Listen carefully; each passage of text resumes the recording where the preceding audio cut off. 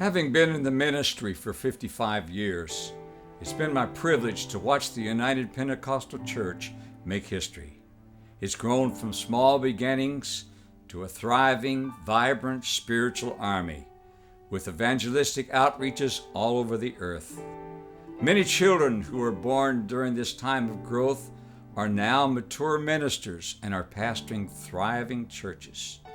Other ministers whom I've revered and learned from are now gone on to their reward. I've seen several generations come on the scene, moving slowly across the panoramic stage of our Pentecostal heritage. Most of the stories about them are positive, and they have heavenly escort endings. However, among the successful, there are some casualties thrown along the way, and regretfully, these casualties serve as a grim reminder of the penalty of failure and a life gone awry. Looking back through the years, I remember the failures of some men who were important in my life, and I know one major flaw in the armor of them all, and this flaw became their Achilles heel. They were accountable to no one. If they'd made themselves accountable to the right person, it may have saved them. Alas, their demise became a tragic event in the lives of their friends. Plato said, "The unexamined life is not worth living." Let's talk about accountability.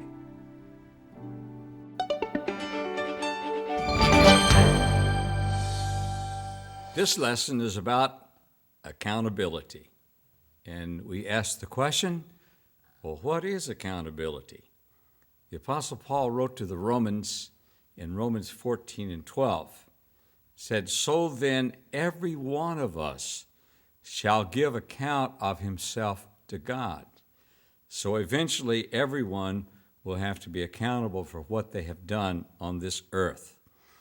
Webster's dictionary describes accountability as the quality of state or being accountable, especially a willingness to accept responsibility for one's actions. That's quite a statement. To be accountable is to render yourself answerable to qualified people in the key areas of your life. These qualified individuals should be of the same gender as the person who is making themselves accountable. They should mentor, counsel, correct, with complete openness and honesty, men looking each other in the eye with openness and honesty and discussing their lives with each other. This is accountability. True accountability calls for a high standard of moral and ethical excellence, and these are things that we should seek in our life. We should always seek to improve. Whatever we do, we should try to do it better. That way we will not stalemate. When we ever reach the top of the mountain, there's nowhere to go but down, and so we keep striving and we keep climbing. To be accountable to someone means that you set in confidence, and that's someone you just openly and confidently discuss your life. And you're ready after discussing your life to accept guidance and direction from that person. That's a part of accountability. To be accountable is to appoint a spiritual director of your life. This requires a teachable spirit and a total honesty and complete trust. These things are essential in accountability. The process of accountability involves dedicated commitment and effective communication, constantly on a regular basis communicating. Accountability develops a growth process, which will in time cause others to be accountable to you, especially in the area of leadership. And in this area, you would reap what you sowed. Accountability is not a support therapy. It's not where you go with each other and you tell each other your troubles and you cry on each other's shoulders, but is men getting together for the purpose of probing thoughts and desires which might be detrimental to Christian development. And these are the things we want to do. We do want to develop our walk with God. Accountability doesn't allow for excuses. You see, people who make excuses never stop making them. People who make excuses get to where they expect you to believe them. And people who make excuses seldom change. But excuses are roadblocks to real performance. You want to do something for God, don't make an excuse. Make an attempt. Sometimes in that attempt, you won't succeed, but it's better to fail trying than not to try at all. Accountability is a binding relationship from which strength for righteous living is drawn, helping each other. It is designed to deal with the human struggles that are detrimental to holiness in your daily lifestyle. That's what accountability is. Accountability creates an environment that's conducive to spiritual personal disciplines and maturity. That's accountability.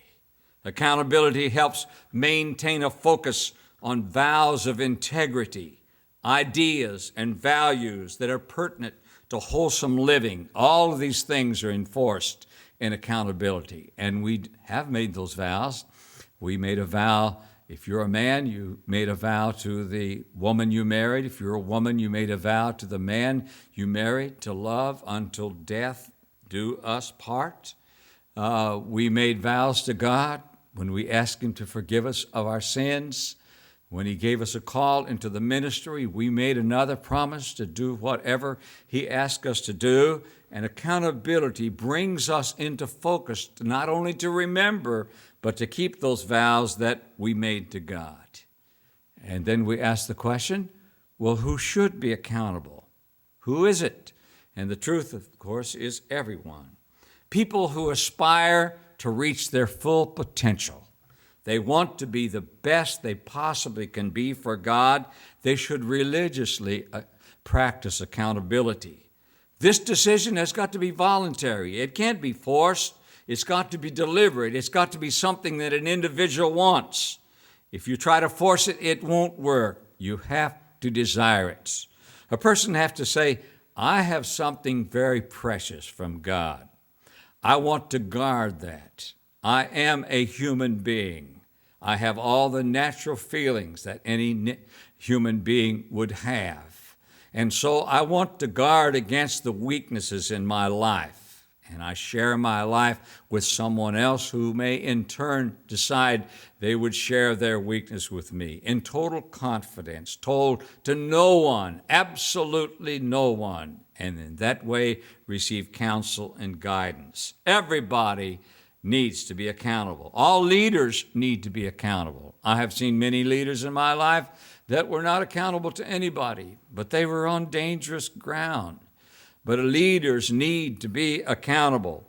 First of all, they're accountable to God, and that's all right. But we also need somebody on this earth that we're accountable to. Because when we do or say or act in some way that's not pleasing to God, God's not going to speak out of heaven with a voice and say, you did wrong. But when we share our faults and failures and weaknesses with other people, they can see those faults and failures and they can give us good advice.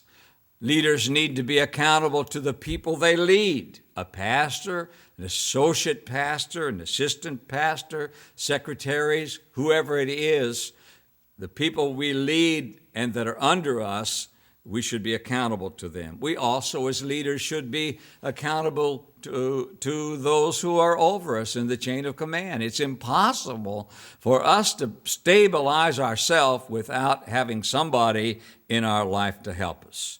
You see, power tends to corrupt. So leaders become a special target for Satan, particularly in the area of accountability. It's easy to get into a position of leadership where people respect you to the extent they won't ask you questions that people need to ask. And so Satan makes a strong attempt to seduce these leaders and make them think they don't need anybody. They don't need to be accountable to any other person on the earth. That is a very dangerous place to be. Everybody needs to be accountable to someone. The Apostle Paul said to the Corinthian church in 1 Corinthians 10 and 12, let he that thinketh he standeth take heed lest he fall. In other words, you think you're strong. You think that time has proved that you have made yourself strong, and your reputation says the same thing. But remember, when you think you're strong, he said you better take heed and look lest you fall. In the age of fallen heroes and dishonest leaders, it is of utmost importance that accountability be a virtue that we desire. We've seen the fall of the televangelists. We've seen hypocrisy in high places. Some of our great leaders in the land were not true to their calling and the things they pledged to do. And so it looks as though there are many people in top leadership who are not accountable. And perhaps they weren't. This may have been their Achilles heel and the one fault that destroyed them. But I urge everybody who's listening me today, be accountable. Be accountable. The military requires accountability. The top leaders, the 5-star general in the Army is accountable to the president. And if you'll remember in the Korean War, when Mr. Truman told General MacArthur, don't go north of the 38th parallel in Korea, but he did. And President Truman fired him. He was no longer the commander-in-chief.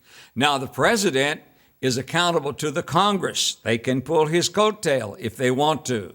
And Congress, in turn, as individuals, is responsible and accountable to their constituency. The people who voted them in can also vote somebody else in. So when you get in the chain of command and leadership, there is some accountability. Now, every person on the earth ought to be accountable for their decisions, their choices, and their behavior. Now, we've got a world system that says, oh no, they didn't mean to do that. They did that under duress and pressure, and they're not responsible. But the Bible makes us all responsible for what we do.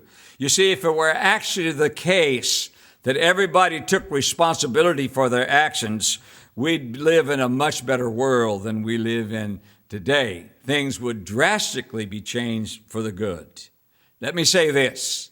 If a person is too big to be accountable, they have gone too high up the ladder of authority. If they are too big to be accountable, they're really, in truth, too little to lead.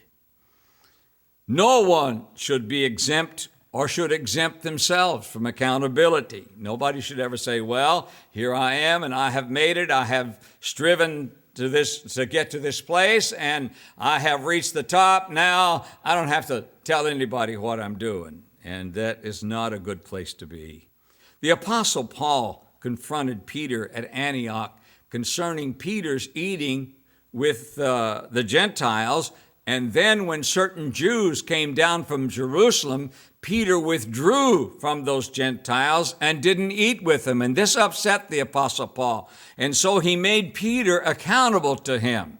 The marvelous truth is that Peter accepted. You read in Galatians 2:11, Paul said, but when Peter was come to Antioch, I withstood him to the face because he was to blame. And even Peter, who the man with the keys to the kingdom of heaven, allowed himself to be accountable to the Apostle Paul. This showed some greatness in a great leader. Accountability is not a natural trait. It's not something is inborn in you as a baby. It's not something you grow up desiring and wanting. It is not an obvious thing of greatness, and yet it is truly a part of greatness. But you see, accountability is a surrender of our sovereignty over our own life. Now, I know we surrender to God and we say, God, you can take my life and you can use it, but this accountability is to an individual who sees us on a regular basis and knows who we are, what kind of person we are, where our weaknesses are, and where they need to shore up those weaknesses with us and confide in us what we need to do. I'm going to tell you, this is part of greatness.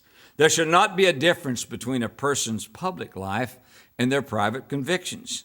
You see, many people need assistance in accomplishing this particular virtue because their private life and their their private convictions and their public life are two different things. You see, to live differently than that is pure hypocrisy, and there will not be one hypocrite get into heaven.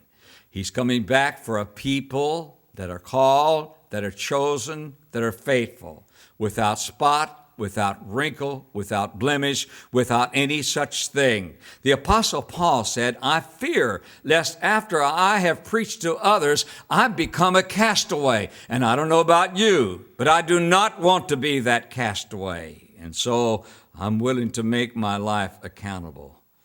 A man once said to his pastor, no one tells me what to do. And he was telling the truth. Nobody did. And nobody ever did tell him what to do. He said, my boss on the job is the only person in this world that can tell me what to do, and I have to accept his wishes in order to get my paycheck. But you know what? I know that man today. The years have not dealt kindly with him. He left the church, took his family with him. His wife is backslidden, raising his children without God. They're lost. What a price to pay for independence. It's not just us. It's the people we affect, the people we lead, the people that we influence. It could be our family. It could be our neighbor. It could be somebody on the job. It could be somebody anywhere that your life is influenced. So it's important that when we walk with God and we make our statement of commitment, that we keep that commitment. And oftentimes we need somebody to help us in this area of accountability. We need to ask ourselves some honest questions about ourselves. When we select the person that we're going to make ourselves accountable to, we need to ask some questions. And let me just name a few of them. Who nurtured me through my spiritual infancy? Now we're trying to find somebody to help us be accountable. Who was it that brought us to the Lord and strengthened us in our weaknesses? Who responded favorably when I confided them about my call into the ministry, and who encouraged me? Who is it that has been supportive of my ministry, even in my infancy spiritually in the ministry of God? And through all my struggles, who was it that gave me the encouragement that I needed and wanted so many times? And then who also has taken out of their busy schedule personal time to give direction to my ministry and to keep me on course? Who was it that in love has corrected me and given personal direction and told me about my mistakes? Who is it that's done this? And who is it that has saved me from self-destructive pride, that has told me, yes, you did well, but don't you talk about it. Do like the Bible says, and let others praise thee. Success makes a person vulnerable to pride, and continued praise is pretty heady stuff. A minister can get to believing that. They keep telling him what a great preacher he is, what a great leader he is, all the great things that he does. And hey, you're in grave danger when you believe that. You say, that's how they look at me. But I know what I am. I know that I am only a lump of clay blessed by the presence and the power of God. What I am, God has made me. What I will ever be will be because of God. Everything that I have belongs to Him. My life belongs to Him. My future belongs to Him. I am just a steward of these good things, and I have handled them as a good steward. So don't believe it when people continually praise you. The wise man in Ecclesiastes 4 said, better a wise and a poor child than an old and foolish king who will no more be admonished. He's a king now. Nobody can tell him what to do. That's a bad place to be. You see, there are dangers in the island mentality. Successful people especially need to guard against the Lone Ranger syndrome, or we call it the island mentality. I'm everything all by myself. I know what I want to do. I know where I want to go. I know what I want to be. And I know who I want to help me. And don't anybody tell me what I want to do. And that's the island mentality. The book of Amos records a preaching of a prophet, and his name was Amos. He lived in the southern portion called Tekoa, and God sent him from Judah, Tekoa in Judah, up to Israel and to the city of Bethel. And he sent him there to preach, and preach he did. He preached against excessive drinking of wine. He preached against taking bribes. He preached against mistreating the poor. He talked about being at ease or affluent luxury, ease in Zion. He talked about desecrating the Sabbath and cheating in their business transactions. And this they were all doing. And Amos the prophet lifted up his voice and he decried these things. You say, well, they repented and they wanted to be good people. No, they did not want to be accountable to anybody. The king, the high priest, and the people all refused to be accountable to the words of God that God told this man to come up and preach in the city of Bethel. They said, Bethel is not able to bear your words. Go back where you came from and eat bread down there and prophesy down there, but don't preach anymore in our town. It was true words that came from God, but they did not want to hear them, and they did not want to be accountable. Consequently, destruction happened to Israel in 721 BC. The Sennacherib brought his Assyrian army, and they totally wiped out the nation of Israel, took their people, scattered them in various nations, and no one has ever been able to find those particular tribes of Israel again.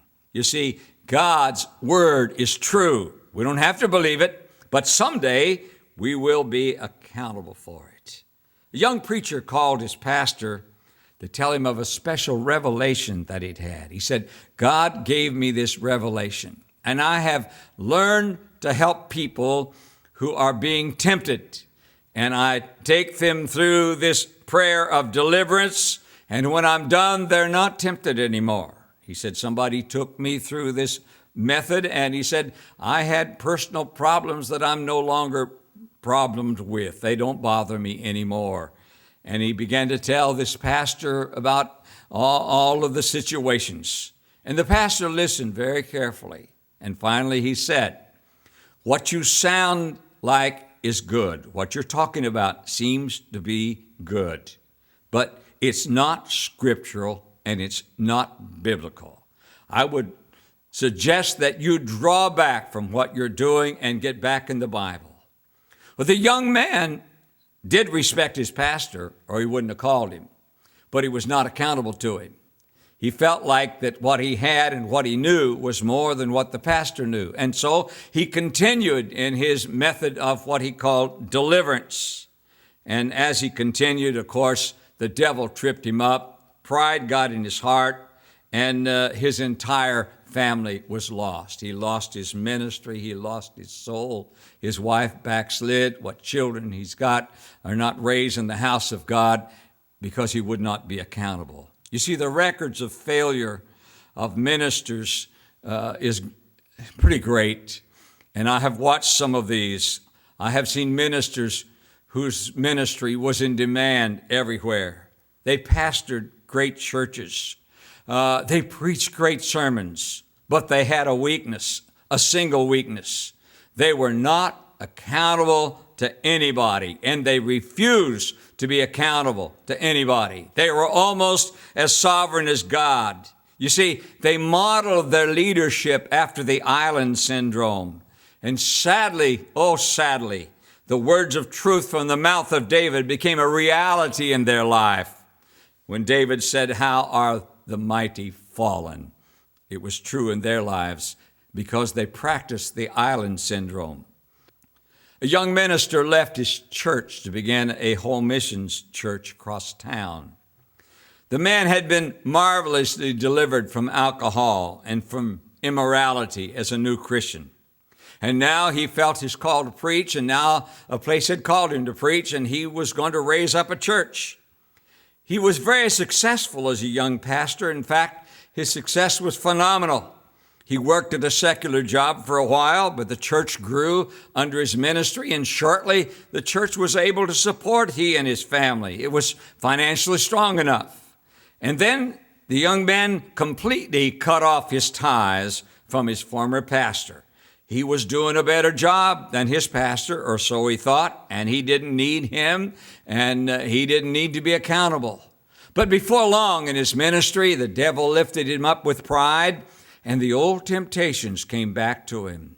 The temptations for alcohol and the temptations for immorality came back.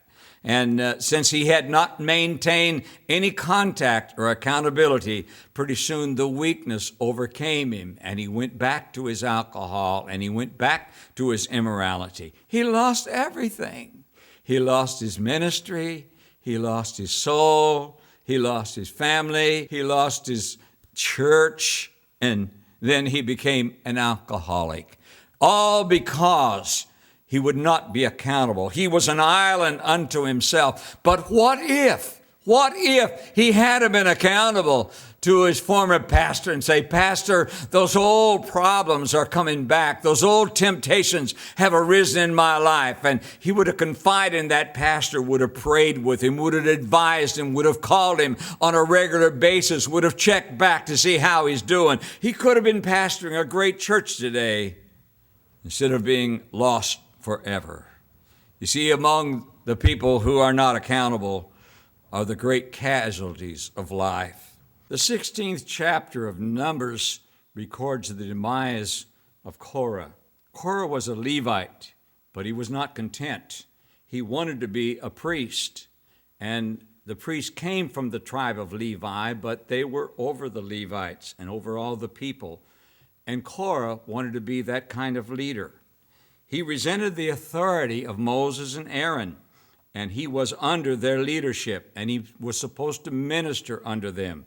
But he resisted accountability to the authority. And finally, Korah gathered 250 princes from the assembly, and they all sympathized with him. And a great confrontation followed between Korah and Moses and Aaron. Korah said to Moses, "You take too much on you. All of God's people are leaders," he as much as said. The Apostle Jude calls this challenge the gainsaying or the speaking against of Korah. You see, this is Korah speaking against Moses. "Woe unto them," Jude said in the 11th verse, "for they have gone in the way of Cain and ran greedily after the error of Balaam for reward, and notice, and perished in the gainsaying of Korah." You see, when these opposing sides faced off, God caused the ground to open up and then close again on Korah and every one of his followers. God had instituted a government called theocracy, a God rule, and Moses was the selected leader under God of that government. He had been chosen of God. He was God's mouthpiece. If they wanted to hear from God, they heard it through Moses. God did not tolerate Korah's rebellion. The sad ending of this story involves quick judgment upon Korah and all those who followed him. The defiant Levites stood in the door of their tents with their wives, their sons, and their little children, and they all perished. In Numbers 16:32 and 33, it says this, "And the earth opened her mouth and swallowed them up, their houses, and all the men that appertained to Korah, and all their goods went down alive into the pit, and the earth closed upon them." You see, they lost their invitation to the promised land. They were never going to be there. Some pastors have left the ranks of the tried and the faithful and have taken their families and their churches into what's called a charismatic world. These men have proclaimed that holiness and separation in living is legalism and bondage, and now they're free. In short, they really wanted to be free from any type of accountability. But notice, in almost every case that I've observed of the decision of these, the ending was failure and disappointment. It was not a good ending. Their churches lost membership. Their children became disillusioned and often backslid. Their wives sometimes backslid, and many of them left the ministry, and they themselves left God. We must not be an island. We need to be accountable. You see, in the book of Joshua is the story of Achan. Achan knew the command of God that the spoils of Jericho were to go in the treasure of the house of God. He also understood the ethical concept of obedience. He knew what he was supposed to do. But he had a weakness for prosperity and success, and he'd been in the wilderness all this time, and he couldn't wait to get his hands on some of the things that God had promised, and his weakness overcame him. He hid a Babylonian garment. He took 200 shekels of silver and a wedge of gold, and all these things belonged to God. You see, when this happened, Israel no longer won victories. They were defeated at Ai, and Joshua was on his face. He wants to know what the problem is. And God said, there's sin in the camp. So Joshua marches all the tribes before him, and here comes Achan. And he says to Achan, man, give praise to God. But the problem, he couldn't praise God. Sin was in his heart. His praise had left him. And then Joshua said, what have you done? And he said this, I have sinned. Achan was taken to the valley of Achor, accompanied by his sons. The Bible says his daughters, his oxen, his donkeys, and his sheep, and they were stoned. Also with him was the tent, the silver that he'd taken, and the gold that he'd taken, and the garment that he'd taken. And all the living were stoned, and everything else was burned with fire, and then buried in the valley of Achor. The genealogies of Achan ceased that very moment because he would not be accountable. You see, accountability is a safety belt. What if Achan, when he realized this temptation, Jericho had fallen, spoils of war were everywhere, and people were picking them up. He simply picked some up too, but when he picked them up, he wanted to keep them for himself. And God said, this is the first fruits. This belongs in the treasure of the house of God.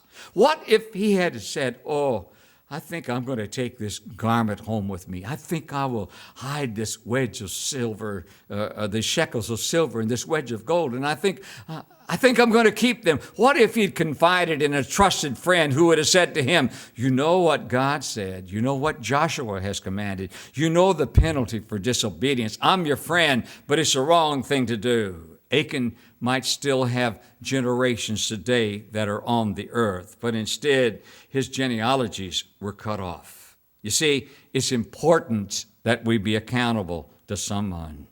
Many, many lives would have been spared had Achan obeyed the word of God. Proverbs 27:9 says this, ointment and perfume rejoice the heart. You like to smell something good. So does the sweetness of a man's friend by hearty counsel. Hearty counsel, correct counsel, good counsel will cause the heart to rejoice. In Proverbs, the same chapter, verse 17, it makes a similar statement. Solomon said, iron sharpeneth iron, so a man sharpeneth the counsel of his friends. How about that? He makes his friend think, and he causes him to think and to give right judgments. The wise counsel of a friend, if it is received, can bring about objective thinking, which will result in making wise decisions. And we need to make wise decisions. Men that are accountable to each other strengthen one another. They strengthen their shortcomings and their failures. They help them in their struggles, and they help them when they're being tempted if they're totally open with each other. You see, their openness and total honesty receives not condemnation. You don't condemn them, but godly counsel, advice to do the right thing. Accountability is a practice that saves lives. Two ministers made a vow to each other that before they ever did anything that would adversely affect their ministry, they would call the other. They made that vow. One man was asleep in bed and the phone rang, and it was his friend that each was accountable to the other. And he told him what he was going to do. He's leaving on the next plane. He's going to another city. He's not coming back. He's leaving his family. He's leaving everything behind. That minister got out of bed. He quickly dressed. He jumped in the car. He sped across town. He arrived at the airport just minutes before his friend did. And when his friend walked in the door, he grabbed him and he set him down and he began to talk to him. He pled with him. He told him all of the things that would result of a bad decision. Told him of the price that he would pay, of the people that he would affect, of lives that would possibly be lost because of him. And before they were done, the man repented of his thoughts. He renewed his life with God. And he said, I'm going home to my family and take care of my family the rest of my life. Being accountable saved him and his family from a tragic separation. The young man grew discouraged in his Christian walk, and he got with some people that didn't encourage him but discourage him. And then he got kind of depressed, and he felt frustrated. He finally went to a psychologist. He opened his heart to the psychologist, and the psychologist told him this: what you need to do is go out in the countryside where nobody's around and scream your frustrations and curse. And the man walked in my office. He said, Pastor, I'm here because you're my best friend. And he said, I'm here to tell you goodbye. And he told me the story. I asked him, did you curse? He said, yes, I did. Did you scream? Yes, I did. I said, well, did you feel better? He said, no, I really didn't. But I'm leaving God and I'm leaving the church. And since you've been my best friend, this was an orphan boy. He said, I'm here to tell you goodbye. And I said to him, I was that pastor. I said, called his name, and I said, I am your friend, but I'm not your best friend. Your best friend is right down the hall in that prayer room. And if you're totally honest with me, you will go tell him goodbye before you leave the church. Will you do that? He nodded his head and said he would. And I sat in my office and waited because this needed to be done alone. And moments went by and quite a bit of time went by. And I heard sobs and groanings and prayer come from that prayer room. I sat there and waited probably for an hour. And finally the young man came back to my office. His cheeks were stained with tears. His eyes were red. And he said, Pastor, I could not tell him goodbye. Accountability saved him. Not only saved him, saved his family. He raised his children in the house of God, still lives for God. The young man that he raised and was his son had a call of God on his life. What the difference was made was because of accountability. Accountability. You see, the 70 evangelists that Jesus sent forth came back. And you know what they said? Oh, devils were subject to us. But Jesus, he kind of brought forth the priorities. He said, wait a minute. You can get pride over that. Don't rejoice that devils are subject to you, but rejoice that your name is recorded in the book of life. He is bringing them back to accountability. An outstanding evangelist who had preached all over the world, a man that I know and trust, has made himself accountable to two preachers. He said, I call these preachers on a regular basis, and if I could tell you, and I can't, there are specific things they have told him not to do, and he has followed those instructions explicitly. It is a safety belt for that evangelist because he is outstanding. He preaches in some of our largest churches. Timothy was accountable to the Apostle Paul, and this was evidenced by Paul instructing him. He called him Timothy, my dearly beloved son. Timothy, my own son in the faith. You see, Paul had no reservations about instructing Timothy because he knew that Timothy was accountable. It's possible for members of the opposite gender in the congregation to fall in love with the pastor, and the man of God must live with the knowledge of the vulnerability of some of his constituents. You see, it's of utmost importance that they act properly and protect themselves by always having a third party present when they are in the presence of the opposite sex. And also, it's always good to have their spouse. They should be accountable to their spouse at all times. In addition to whomsoever they have made themselves accountable, they should be accountable to their spouse. Life is made up of things that should cause people to be accountable. Accountability needs some action. A person needs to seek to be accountable in every area of their life. You see, they need to be accountable in their relationship to their pastor, if they are a layman. They need to be accountable to their family in that relationship. People need to be accountable in the handling of financing and finances. They need to be honest. People who work at a job need to be accountable to their employer for the amount and the quality of work they produce. Listen to this one. Hold your seat, fasten your safety belts. They need to be accountable to the use of the internet.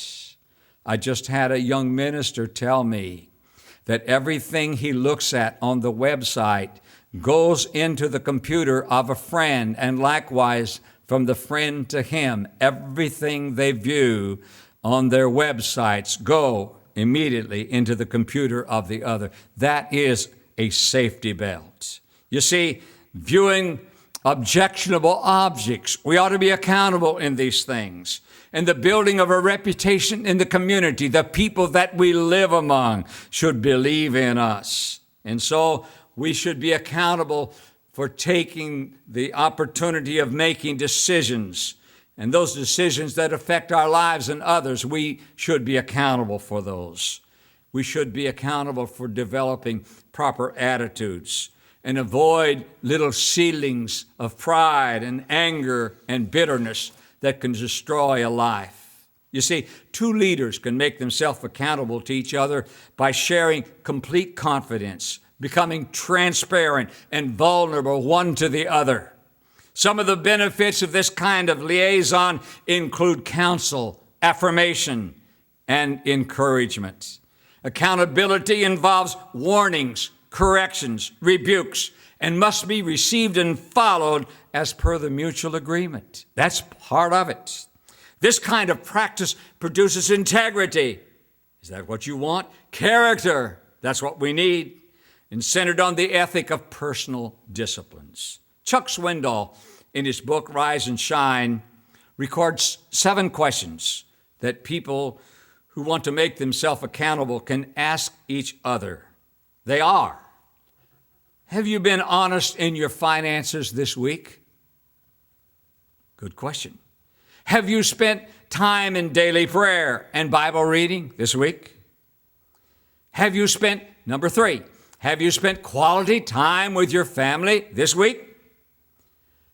Number 4, have you been involved in any appropriate situations with a member of the opposite sex? Good question. Number 5, have you exposed yourself to any explicit material this week? Number 6, have you lived up to the mandate of your calling this week? And number 7, have you just lied? Good questions. You can say yes or no, or you might elaborate. You're not restricted to yes or no. Good questions. Excellent questions. In summary, there's safety in bonding with a trusted friend that cares about you and your ministry and your family.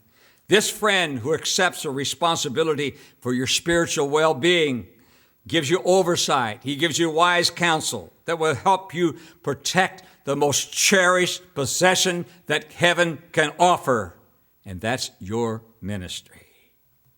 When a preacher is helped to avoid moral and spiritual bankruptcy, a life is saved, a family is saved, and often a church is saved. Untold future generations are affected. So I ask you, is being accountable to somebody for your life and your ministry, is it too much to ask?